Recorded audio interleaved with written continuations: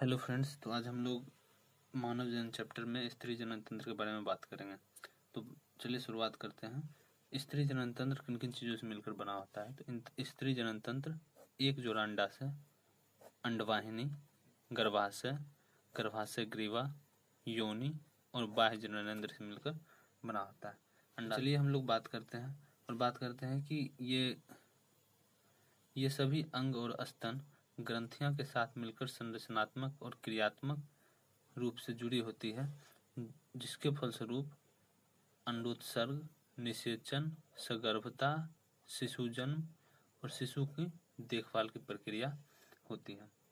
तो चलिए हम लोग एक एक करके पहले अंडाशय के बारे में जानेंगे, फिर अंडवाहिनी के बारे में जानेंगे, फिर गर्भाशय के बारे में जानेंगे, फिर गर्भाशय ग्रीवा के बारे में जानेंगे, फिर योनि के बारे में जानेंगे और फिर उसके बाद बाह्य जननेंद्र के बारे में जानेंगे। चलिए हम लोग अंडाशय के बारे में जानने का प्रयास करते हैं। तो जैसा कि लिखा हुआ है, प्राथमिक जनन अंग अंडाशय। स्त्री में जो है प्राथमिक जनन अंग अंडाशय कहलाता है और ये संख्या में 2 होता है। अंडाशय संख्या में 2 होता है और उदर गुहा के निचले भाग में पाया जाता है, यानी एब्डोमिनल कैविटी के निचले साइड में, दोनों साइड में पाया जाता है। अंडाशय एक पतली उपकला से ढकी होती है जो ओवेरियन स्ट्रोमा से जुड़ा होता है और ये ओवेरियन स्ट्रोमा 2 भाग में बटा होता है। बाहरी हिस्सा को पेरिफेरल कॉर्टेक्स कहा जाता है और आंतरिक हिस्सा को मेड्यूला कहा जाता है। और बात करते हैं प्रत्येक अंडाशय की लंबाई 2 से 4 सेंटीमीटर होती है, यानी अंडाशय की लंबाई जो है 2 से 4 सेंटीमीटर होती है। एक तरफ से गर्भाशय से और दूसरी तरफ से उदर गुहा से जुड़ा होता है स्नायु की यानी लिगामेंट की मदद से। लिगामेंट को हम लोग हिंदी में स्नायु बोलते हैं। लिगामेंट की मदद से जुड़ा होता है। तो चलिए अंडाशय का हम लोगों ने पढ़ लिया। अब देखते हैं अंडवाहिनी के। हम लोगों ने अंडाशय पढ़ लिया, तो चलिए अब अंडवाहिनी यानी फैलोपियन ट्यूब के बारे में जानने का प्रयास करते हैं।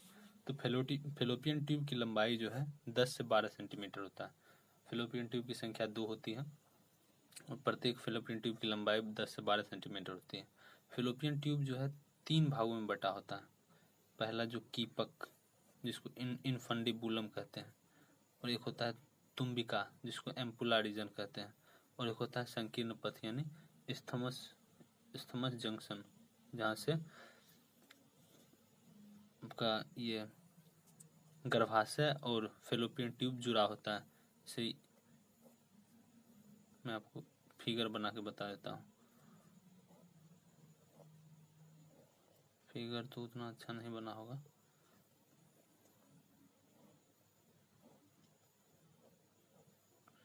ये जैसे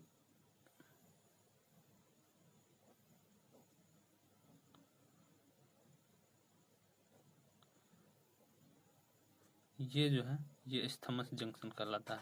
ये बहुत संकीर्ण पथ होता है। ये अंतिम भाग होता है फैलोपियन ट्यूब का। तो चलिए बात करते हैं हम इनफंडिबुलम यानी इस भाग को, यानी कीपक। जैसे कीप की आकार होती है, कीप जैसे तेल पलटने वाला जो कीप होता है, कीप का आकार का होता है और उसमें किनारे पर झालर लगी होती है, झिल्ली नुमा संरचना, उंगली नुमा संरचना निकली हुई होती है, जिससे एग को एक्सेप्ट किया जाता है। यानी एग यहाँ जो एग रिलीज होगा ओवरी से, उसको एक्सेप्ट करके यहाँ से एम्पुला रीजन में भेजा जाएगा। एम्पुला रीजन में ही निषेचन का क्रिया होता है, यानी फर्टिलाइजेशन। जब यहाँ से स्पर्म आएगा तो एम्पुला रीजन में ही निषेचन होगा। और उसके बाद संकीर्ण पथ, जो अंडवाहिनी का अंतिम भाग है संकीर्ण पथ। तो हम लोगों ने अंडवाहिनी को भी देख लिया है।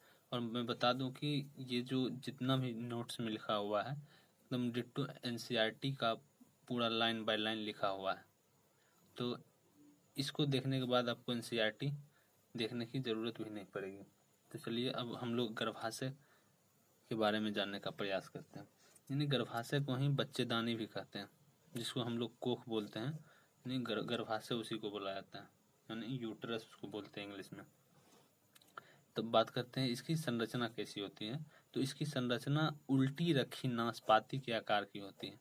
नाशपाती तो देखे होंगे आप लोग, उसको अगर उल्टा रख दीजिएगा तो वो गर्भाशय की तरह दिखाई देगा। तो बात करते हैं गर्भाशय की लेयर की।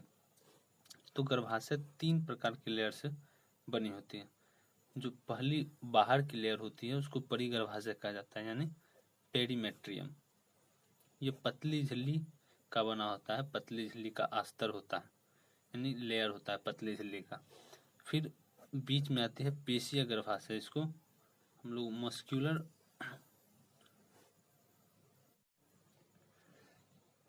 अब बात करते हैं हम लोग मिडिल लेयर में। तो मिडिल लेयर में इसको पेशीय गर्भाशय है, यानी मायोमेट्रियम, इसको इंग्लिश में मायोमेट्रियम कहा जाता है। ये मोटी चिकनी पेशी अस्तर का बना होता है। इसकी मायो मतलब मसल्स होता है, जिसे एक्टिन मायोसिन हम लोग पढ़ते हैं। तो मायो मतलब मसल्स होता है। मायोमेट्रियम मोटी फैटी लेयर होती है पेशी की। ये प्रसव के समय काफी तेजी से संकुचन होता है इसमें, जिसके कारण बच्चा बाहर निकलता है। और बात करते हैं अंतःगर्भाशय, यानी इसको इंडोमेट्रियम कहा जाता है। इंडोमेट्रियम में ग्रंथिल अस्तर होता है, यानी इसमें ग्लैंड्स पाए जाते हैं। जितने भी ग्लैंड्स, जैसे लुब्रिकेशन के लिए ग्लैंड्स जो होते हैं वो सभी इसमें पाए जाते हैं। मेंस्ट्रुअल साइकिल के दौरान चक्रीय परिवर्तन अंतःगर्भाशय में ही होता है। और तो चलिए हम लोग एक बार मादा जनन तंत्र का डायग्राम देख लेते हैं। डायग्राम देखने के बाद क्लियर अच्छा से हो जाएगा कि कौन सा किस भाग को क्या कहते हैं। तो चलिए हम लोग डायग्राम को एक नज़र देखते हैं। ये जो आप देख रहे हैं, ये बाहर की लेयर को पेरीमेट्रियम कहा जाता है। ये बाहर की लेयर है। ये बीच वाली लेयर है, ये जो इस कलर देख रहे हैं ये बीच वाली लेयर है, इसको मायोमेट्रियम कहते हैं। और जो अंदर में लाल कलर से दिखाया गया है इसको अंतःगर्भाशय यानी इंडोमेट्रियम इसको कहा जाता है। और ये इसको पूरा जो खाली स्थान है इसको वोम बोला जाता है। यानी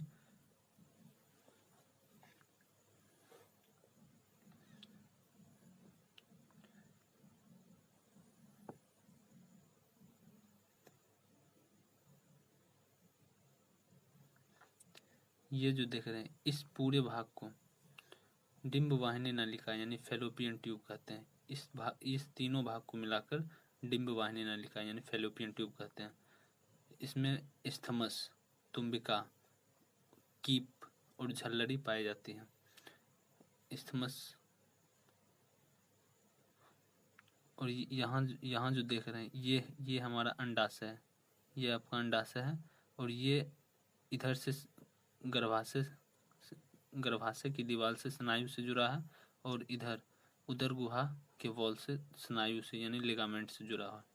ये अंडाशय, ये लिगामेंट से जुड़ा हुआ है, ये योनि हुआ।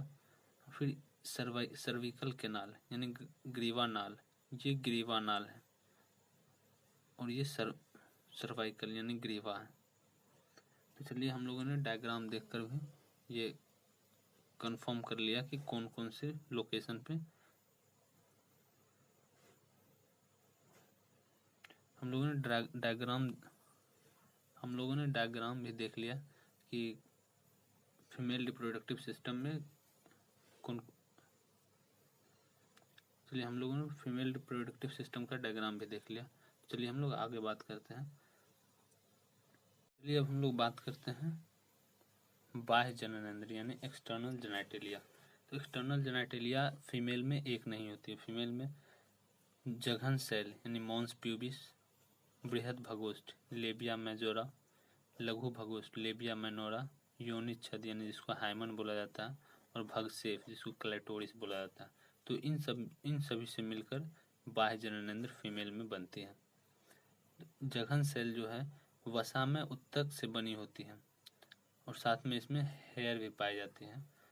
हेयर से ढकी होती है और फैटी लेयर से ढकी होती है जघन सेल मॉन्स प्यूबिस। बृहद भगोष्ठ यानी लेबिया मेजोरा यानी टिश्यू का मस्कुलर फोल्ड होता है। टिश्यू जो है इस तरह से फोल्ड हुआ रहता है टिश्यू, उसको हम लोग बृहद भगोष्ठ यानी लेबिया मेजोरा कहते हैं। लघु भगोष्ठ लेबिया माइनोरा यानी उत्तक का एक जोरावलन होता है जो कि लेबिया मेजोरा के नीचे पाया जाता है। और योनि छद यानी हाइमन, यह एक पतली झिल्ली होती है, पतली झिल्ली होती है। ये हाइमन के टूटने से ये डिसाइड नहीं होता है कि वर्जिनिटी है या भी नहीं है, क्योंकि हाइमन जो है कभी कभी साइकिल चलाने से या फिर कोई हार्ड गेम खेलने से या फिर घुड़सवारी करने से हाइमन का ब्रेकडाउन हो सकता है। तो इससे ये डिसाइड नहीं होता कि वर्जिनिटी डिसाइड नहीं होता। तो चलिए अब भगसेफ के बारे में देखते हैं, यानी क्लेटोरिस। ये एक छोटी अंगुली जैसी संरचना होती है जो कि यूरेथ्रा के ऊपर पाई जाती है। तो चलिए हम लोगों ने बाह्य जननेंद्र के बारे में जान लिया है, तो हम लोग आगे स्तन ग्रंथि के बारे में जानने का प्रयास करते हैं। स्तन ग्रंथि यानी memory gland. Memory gland female का कैरेक्टरिस्टिक फीचर होता है। मेमोरी ग्लैंड यह श्वेत ग्रंथि का मॉडिफिकेशन से बनता है।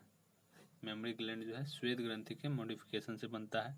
डेवलपमेंट में यानी मेमोरी ग्लैंड के डेवलपमेंट में एस्ट्रोजन और प्रोजेस्टेरोन की भूमिका होती है। प्रोलैक्टिन हार्मोन जो है मिल्क प्रोडक्शन के लिए जिम्मेदार होता है और यह रिलीज होता है अग्रपीयूष ग्रंथि से। और ऑक्सीटोसिन जो है दूध के निकलने के लिए जिम्मेदार होता है, यानी मिल्क स्क्वीजिंग में जिम्मेदार होता है और ये रिलीज होता है पश्चपीयूष ग्रंथि से। अब बात करते हैं तो मेमोरी ग्लैंड में उसकी संरचना कैसी है। तो 15 से 20 स्तनपाली यानी मेमोरी लोब्स पाई जाती हैं। 15 से 20 स्तनपाली पाई जाती है और स्तनपाली में कुपिकाएं पाई जाती हैं। तो प्रत्येक स्तन का ग्लैंडुलर टिश्यू जो है 15 से 20 स्तनपालियों यानी मेमोरी लोब्स में विभाजित होती हैं। 15 से 20 मेमोरी लोब्स में विभाजित होती हैं। इसमें कोशिकाओं के समूह पाए जाते हैं। इस मेमोरी लोब में कोशिकाओं की, जैसे ये मेमोरी लोब्स हो गए, तो इसमें कोशिकाओं की ये समूह पाए जाते हैं। इसको कुपिका कहते हैं। और कुपिका की कोशिका से ही दूध का स्राव होता है। मिल्क का फॉर्मेशन कुपिका की कोशिका से होती है। कुपिका में ही मिल्क का फॉर्मेशन होता है और कुपिका जो है स्तन नलिका में खुलती है। कुपिका स्तन नलिका में खुलती है और कई सारे स्तन नलिका मिलकर एक स्तन वाहिनी बनाती है। स्तन वाहिनी में खुलती है, फिर स्तन वाहिनी तुम्बिका रीजन में खुलती है और तुम्बिका रीजन दुग्ध वाहिनी में यानी लैक्टिफेरस ट्यूब्यूल्स में जाकर खुलती है, जिससे यहाँ से फिर दूध का स्राव होता है। चलिए आशा करते हैं कि वीडियो आपको समझ में आया होगा और इसका मैं आपको डायग्राम दिखाता हूँ तो आपको अच्छे से क्लियर होगा। जैसा कि आप देख रहे हैं, स्तनपाली 15 से 20 स्तनपालियों में विभाजित होती है। स्तनपाली में ये जो टिश्यू पाई जाती है इसी को कुपिका कहते हैं। स्तनपाली में ये टिश्यू को कुपिका कहते हैं और ये कुपिका से जो नलिका निकली हुई है इसको स्तन नलिका कहते हैं। और ये स्तन नलिका एक जगह खुलती है, इसको स्तन वाहिनी कहते हैं। और ये स्तन वाहिनी यहाँ पे खुलती है, इसको मेमोरी एम्पुला यानी तुम्बिका कहा जाता है। एम्पुला यानी एम्पुला मतलब होता है फुला हुआ पार्ट, कोई भी उसको एम्पुला बोला जाता है। तो मेमोरी एम्पुला, ये सारी रक्त स्तन वाहिनियाँ मेमोरी एम्पुला में खुलती हैं यानी तुम्बिका में खुलती हैं।